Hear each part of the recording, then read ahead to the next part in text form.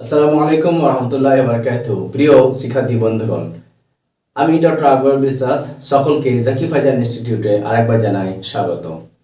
যে সমস্ত শিক্ষার্থী বন্ধুগণ আরবি শিখতে চাও তাদের উদ্দেশ্যে আমি একটা প্রথম পর্যায়ের একটা আলোচনা করেছিলাম, যেখানে প্রথম পর্বে আলোচনা কমপ্লিট প্রায় করেই ফেলেছি। তবে আজকে আর কিছু তথ্য আমরা রিভাইজ করে সেটাকে আর একটা অনুশীলনের মাধ্যমে এই পর্বটাকে অর্থাৎ প্রথম পর্বটাকে সমাপ্ত করব। আমি প্রথমেই সকলকে বলবো যে আমাদেরকে ভাবতে হবে যে যে কোনো অ্যারাবিক টেক্সট, সেখানে কোনো জের জেবার পেশ অর্থাৎ হারকাত নেই, তার সঙ্গে কোনো এরাবও নেই, কিন্তু আমরা নিজেরা কিভাবে সেটাকে উচ্চারণ করতে পারবো? হ্যাঁ, এর জন্য আমাদেরকে সহযোগিতা নিতে হবে ডিকশনারি। এটা আমি বলেছিলাম, ডিকশনারি সহযোগিতা নিতে হবে। তবে ডিকশনারি ছাড়াও আমাদের বেশ কিছু কাজ রয়েছে। সেই কাজটা, সেই চিন্তা ভাবনাটা আমরা কিভাবে করব সেই সম্পর্কে আমি আজকে আলোচনা করব। প্রথমে বলবো যে কোনো শব্দের একটা সঠিক উচ্চারণ রয়েছে। বিশেষ করে আমি আজকে ইসিম সম্পর্কে বলছি, যে একটা ইসিমের একটা সঠিক উচ্চারণ থাকবে। সেই উচ্চারণের হারকাত অর্থাৎ জের জেবার পেশ কি হবে সেটা ডিকশনারি আমাদেরকে বলবে। সেটা আমি বলেছিলাম। যেমন করে আমি বলেছিলাম যে কালামুন, কালামুন, ডিকশনারিতে এই কালামুন উচ্চারণটা দেওয়া থাকবে, জের জেবার পেশ লাগানো থাকবে, ফলে সেখান থেকে আমাদেরকে মুখস্থ করতে হবে। তো কালা, এই যে প্রথমে এই তিনটা শব্দের তিনটা বর্ণের প্রথম দুটো বর্ণের উপরে যে হারকাত দেওয়া রয়েছে সেটা ডিকশনারি আমাদেরকে ফিক্সড করবে, আর এটাকে বলা হচ্ছে হারকাত। আর শেষের যেটা রয়েছে উচ্চারণ, সেটাকে কন্ট্রোল কে করবে? প্রথম দুটো শব্দর উচ্চারণ ডিকশনারি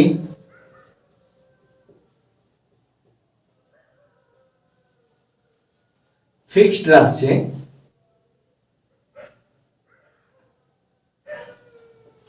ফিক্সড বাই ডিকশনারি, কিন্তু শেষ বর্ণে যেটা সাধারণত দো পেজ দিয়ে লেখা হয় সেটা কিন্তু ফিক্সড নয়। এটা যে কোনো সময় পরিবর্তন হতে পারে। আর এই পরিবর্তনটাকে আর শেষ বর্ণের এই হারকাতটাকে, এটাও হারকাত, কিন্তু আর শেষ বর্ণে যে হারকাতটা আমরা দেব সেটা গ্রামার অনুযায়ী হবে এবং সেটাকে বলা হবে এরাব। তাহলে এই এরাবটাকে এটা হচ্ছে কন্ট্রোল বাই গ্রামার। আমাদেরকে বেসিক গ্রামারগুলোকে অবশ্যই জানতে হবে। এটা this last letter is its pronunciation is fixed by grammar, and first portion is fixed by dictionary. এটা আমি আগে বলেছিলাম। তাহলে আমরা এখানে বলতে পারি যে এই শব্দটার মধ্যে এই দুটোর বর্ণের উচ্চারণ ফিক্সড বাই ডিকশনারি, কি তা এ পর্যন্ত ফিক্সড থাকবে। দিলেও যা, না দিলেও তা, যেটা আমি প্রথমে বোঝানোর চেষ্টা করেছিলাম কিতাবুন। তাহলে এই কিতাবুনটা কিন্তু ফিক্সড নয়, কারণ কোনো জায়গাতে কিতাবুনও হতে পারে, কোনো জায়গাতে কিতাবান হতে পারে, আলিফ দিয়ে দো জাবার লিখতে হয়, আর কোনো জায়গাতে আবার কিতাবিন হতে পারে। এখন এই শব্দটা আমরা যখন একটা শব্দের উচ্চারণ শিখব, আমাদেরকে এখানে তিনটে কাজ করতে হবে। একটা হচ্ছে সঠিক, তাহলে হারকাত কি হবে, অর্থাৎ প্রথম যে বর্ণগুলো রয়েছে লাস্ট বর্ণটি বাদ দিয়ে তার উচ্চারণটা কি হবে, হারকাত। এটা ডিকশনারি দ্বারা আমাদেরকে জেনে নিতে হবে। আর একটা হলো এরাব, যেটা আমাদেরকে গ্রামারের দ্বারা জেনে নিতে হবে। আর একটা হচ্ছে সঠিক অর্থ। যদি বাংলায় ডিকশনারি দেখি তাহলে বাংলায় সঠিক উচ্চারণটা কি, অর্থটা কি হবে, বা ডিকশনারিতে যদি আমরা ইংরেজিতে দেখি তাহলে ইংরেজিতে সঠিক অর্থটা কি হবে সেটা আমাদেরকে দেখতে হবে। এবং দেখার পরে একটা শব্দের অনেকগুলো অর্থ হতে পারে, কিন্তু আমি কোনটা নেব এবং আমার যে টেক্সট, সেই টেক্সটটা কোনটা চাইছে সেটাকে টেক্সট দেখে নির্ণয় করতে হবে যে এই শব্দটার অর্থই এখানে অ্যাপ্রোপ্রিয়েট হবে।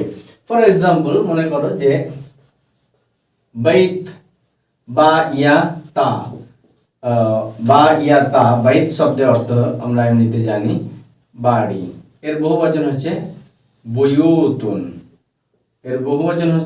বুয়ুতুন।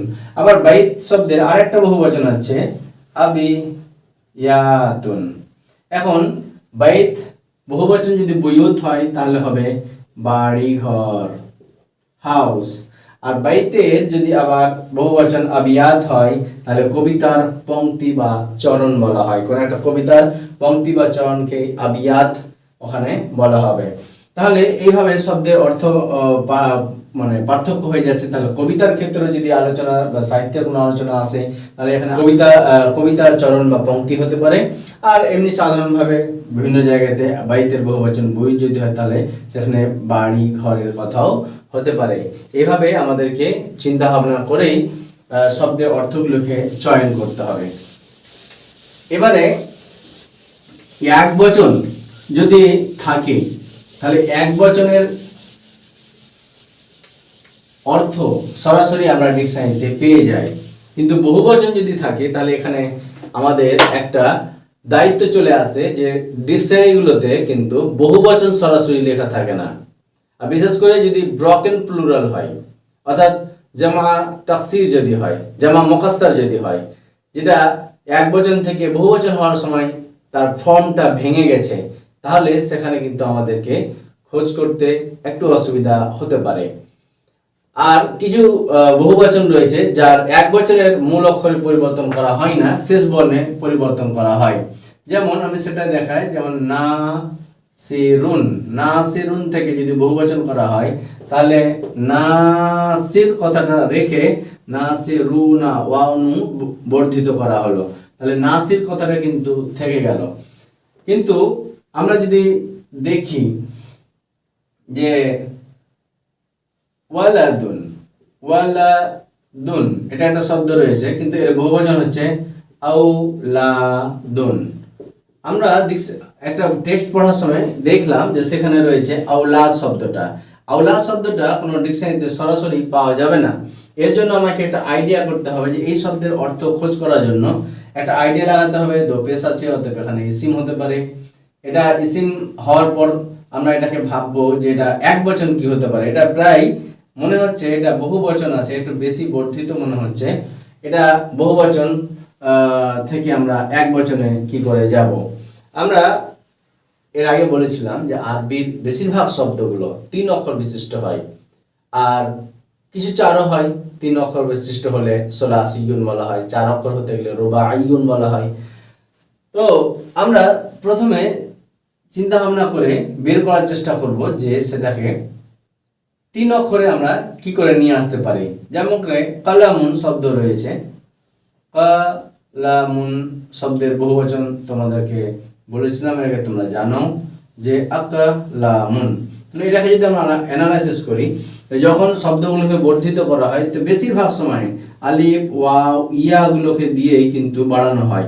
কোনো জায়গাতে আলিফ লাগে, কোনো জায়গাতে ওয়াও লাগে, কোনো জায়গাতে হয়তো শেষে গোলতা লাগে, কোনো জায়গাতে দেখা গেল যে হয়তো মিম দিয়ে ওই শব্দটা শুরু করা হয়েছে। তো মিম, আলিফ, ওয়াও, ইয়া এই সমস্ত শব্দকে বাদ দিয়ে আমরা চিন্তা ভাবনা করবো। এখানে আমরা দেখি যে এখানে এই আলিফটা যদি কেটে দেওয়া যায় আর যদি এখানে আলিফটাকে কেটে দেওয়া যায় তাহলে কালামুন শব্দটা আসছে। তাহলে আমরা ডিকশনারিতে ঠিক চলে যাব, কাফ লাম মিম কালামুন আমরা ডিকশনারিতে খোঁজ করব। এবারে আমরা দেখছি এরকম লেখা আছে, তাহলে কিরকম উচ্চারণ করতে পারি? আকালামুন, যখন আমরা কালামুনের বহুবচন আমাদের জানা আছে, তো তাহলে এটা আকালামুন আমরা পেয়েছিলাম। তো ঠিক সেই রকমই এখানে মনে হচ্ছে যে প্রথমে একটা আলিফ রয়েছে, তারপরে প্রথম বর্ণ দ্বিতীয় বর্ণ ছেড়ে আর একটা আলিফ বাড়ানো হয়েছে, আকলামুনের মতোই মনে হচ্ছে। তাহলে আমরা সেই রকমই একটা উচ্চারণ করার চেষ্টা করি। তাহলে আসজারুন এক বচন কি বলতে পারি? তাহলে আমরা এখানে আলিফটাকে বাদ দিয়ে দিলাম, তাহলে শিন পেলাম। তারপরে আমরা এখানে জিমটাকে নিলাম, আলিফটাকে আমরা বাদ দিয়ে দিলাম। অর্থাৎ আমরা বলেছি যে আলিফ ওয়াও ইয়াগুলোকেই বাদ দেওয়ার চেষ্টা করতে হবে। এটাকে বাদ দিয়ে আমরা চেষ্টা করলাম, রা হয়ে গেল। তাহলে সাজারুন, তাহলে এটা এক বচন যদি আমরা সাজারুনে গিয়ে আমরা খোঁজ করি তাহলে সেখানে আমরা পেয়ে যাব যে লেখা রয়েছে ট্রি, এখানে লেখা রয়েছে গাছ।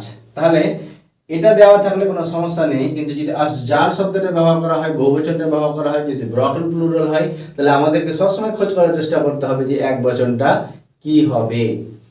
তো সবসময় যে এরকম আমরা করলে এরকমভাবে যে আমরা এগিয়ে যেতে পারবো তাও নয়, কারণ অনেক সময় যত তাড়াতাড়ি পারা যায় বেশি থেকে বেশি শব্দগুলোকে আমাদেরকে কী করতে হবে, মুখস্থ করে নিতে হবে, যাতে আমাদেরকে বেশি করে ডিকশনারি দেখতে না হয়। তবে ডিকশনারি কিন্তু বেশি বেশি দেখতে হবে, কিন্তু সব ওয়ার্ডকেই যেন সবসময় না দেখতে হয়। আমরা দেখি একটা শব্দ, তিন শব্দের শব্দগুলো হয়, তিন বর্ণের শব্দ বেশি হয়, ঠিকই আছে, কিন্তু অনেক সময় দুই বর্ণেরও শব্দ হয়। এটা যেমন কি ইয়া আছে, দাল আছে, ইয়াদুন, এটা হচ্ছে ইয়াদুন। এর যদি বহুবচন আমরা দেখি তাহলে আই আলিফ ইয়া, আই দাল ইয়া, আই দি, অথবা এর বহুবচন ব্যবহার করা হয় আয়াদি। এখন আমরা একটা টেক্সট পড়ার সময় দেখা গেল যে এখানে আই দি লেখা আছে, তো আমরা এখান থেকে এই জায়গাটাতে কি করে ফিরে যাব? যদি আমি এখানে আলিফটাকে বাদ দিয়ে দিই, আমি বললাম যে আলিফ ওয়াও ইয়া এগুলোকে দিয়ে বেশি ভাগ বাড়ানো হয়ে থাকে, আলিফ যদি বাদ দিয়ে দিই, ইয়া যদি বাদ দিয়ে দিই, আর শেষে আবার ইয়া রয়েছে, তাহলে তো শুধু দাল পেলাম। তো শুধু দাল দেখে কি আমরা পাবো? না, পাবো না। তাহলে এটা আমাদের শিক্ষক মহাশয় বলে দিবেন, বা একটা মোটামুটি একটা হারফে ইল্লাতকে আমরা সঙ্গে নিয়ে নেব। আলিফ দাল দেখতে পারি, ইয়া দাল দেখতে পারি, এটা বারবার এরকম করে অনেক সময় তোমাদের সময় ব্যয়ও হতে পারে। আর যদি কোনো শিক্ষক মহাশয় থাকে তাহলে তারা খুব সহজেই তোমাদেরকে বলে দেবেন ইয়াদুনের বহুবচন আছে আয়াদি অথবা আই দি। এখানেও তাই ছিল, এখানে আমরা যদি আলিফকে বাদ দিয়ে দিই, আমরা যদি এখানে ইয়াকে বাদ দিয়ে দিই, আবার আলিফকে বাদ দিয়ে দিই, আবার যদি ইয়াকে বাদ দিয়ে দিই, তাহলে দাল পড়ে থাকছে, দাল থেকে তো ইয়াদুনে দেওয়া যাবে না। তো এরকম সমস্যা যুক্ত শব্দগুলোকে আমরা যত তাড়াতাড়ি পারি আমাদেরকে মুখস্থ করে নিতে হবে। আমরা আরো একটা ফর এক্সাম্পল আর একটা শব্দ নিতে পারি। আমরা দেখছি একটা শব্দতে বিলাদুন লেখা রয়েছে, উচ্চারণ কি হবে সেটা আমি জানি না, মনে করি ফর সাম টাইম যে আমরা মনে হচ্ছে এটা আমরা জানি না এর সঠিক উচ্চারণ কি হতে পারে। তাহলে এখানে একটা আলিফ ওয়াও ইয়ার মধ্যে একটা জিনিস রয়েছে, আলিফটা রয়েছে এখানে, তাহলে আলিফ বাদ দিয়ে যদি লিখি বা লাম দাল, তাহলে আমরা কি পেলাম? বা লাম দাল পেলাম। এবার যদি আমরা ডিকশনারিতে বাইরের ঘরে গিয়ে খোঁজ করি তাহলে দেখবো ওখানে উচ্চারণ দেওয়া আছে বালাদুন। বালাদুন শব্দের অর্থ হচ্ছে শহর বা দেশ, কান্ট্রি, এরকম শব্দগুলো আমরা ওখানে পাবো। আরবিকে হয়তো মদিনাতুন পাচ্ছি, হ্যাঁ, তো এর বহুবচন তাহলে ওখানে দেওয়া থাকবে যে বিলাদুন। আর ওখানে আবার দেওয়া থাকবে যে আরো একটা বহুবচন বুলদানুন, বুলদানুন। তো এটা হচ্ছে তার একটা বহুবচন। তো এখানে আবার আমরা দেখছি যে এখানে একটা নুন অতিরিক্ত হয়ে গেছে। এখানে আলিফটা যদি বাদ দিয়ে দিই, নুন আর আলিফ যদি বাদ দিই, তাহলে এখানে মোটামুটি আমরা কি করতে পারি যে তিনটা শব্দ ধরে আমরা সেই ডিকশনারিতে খোঁজ করে সেটাকে আবার এখানে বালাদুন শব্দটাকে যখন দেখবো তো সেখান থেকে বিলাদুন আর বুলদানুন আমরা পেয়ে যাব। তার যে সঠিক শব্দটা রয়েছে সেটা আমাদেরকে নিতে হবে। তো প্রথম অবস্থাতে ডিকশনারি খুব দেখতে হবে। প্রথম অবস্থাতে আমাদেরকে টেক্সটগুলোকে পারলে খাতায় লিখে নিতে হবে, কারণ অনেক টেক্সট রয়েছে যেগুলোতে, নোট বই রয়েছে যেগুলোতে যে এরাবযুক্ত লেখা থাকে, হারকাত ওখানে দেওয়া থাকে, সেটাকে পড়ে নিতে হবে। পড়ার পরে আবার আমি বলবো যে তোমরা সেটাকে খাতায় লিখো উইদাউট এনি যাবার, এবং সেটাকে গ্রামার থাকলে সেখানে গ্রামার অ্যাপ্লাই হবে, সেখানে গ্রামার অ্যাপ্লাই করো। যেখানে হারকাতগুলোর যে সঠিক উচ্চারণগুলো আছে সেই হারকাতগুলো সঠিকভাবে দিয়ে সেটাকে উচ্চারণ করার চেষ্টা করো। তো আজকে এই পর্বে অর্থাৎ এই প্রথম পার্টের অন্তিম পর্যায়ে আমরা আজকে একটা এক্সারসাইজ আমরা করে নেব, যেখানে বেশ কতগুলো শব্দ দেব, সেটা কোনো এক বচনে হতে পারে, সেটা বহু বচনে হতে পারে। তোমরা আইডিয়া করে ডিকশনারি দেখে সেটাকে খোঁজার চেষ্টা করবে এবং সঠিক উচ্চারণটা এরপরে জের জাবার পেশ সবকিছু ঠিকঠাক লাগিয়ে তোমরা সঠিক অর্থ সহকারে লিখে জাকি ফাইজান ইনস্টিটিউটের পার্সোনাল হোয়াটসঅ্যাপ নাম্বারে তোমরা পাঠিয়ে দেবে। চলি তাহলে সেটা শুরু করি।